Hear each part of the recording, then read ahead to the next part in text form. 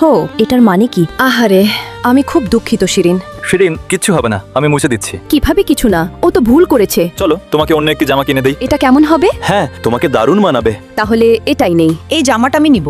তাহলে এটা ওকেই দিয়ে দাও। রুবেল, এটা আমি পছন্দ করেছি। তুমি এমন করছো কেন? আমার এই জামাটাও একটু আগে নষ্ট করেছে। তুমি কেন সব সময় আগে ওকেই বাঁচাতে চাও? শিরিন, যেও না। শোনো তো, তুমি আমার কথা শোনো। সে আমার বাবার দত্তক মেয়ে। আমার বাবা তাকে খুব আদর করে। সে যদি নালিশ করে, আমার বাবা আমাকে শাস্তি দেবে। তুমি যেহেতু তাকে এত ভয় পাও, তাহলে আমার কাছে এসো না। আমার সাথে চলো, দেখছি কি করা যায়। জামাটা দাও তো।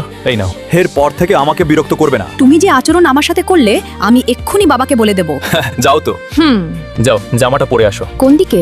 যাও ওইদিকে। রুবেল, সে যদি সত্যি সত্যি তোমার বাবাকে বলে দেয়, তাহলে কি হবে? তুমি ভয় পাচ্ছ? না আমি তোমাকে আমার বাবার কাছে নিয়ে যাব। না রুবেল, পাগলামো করো না।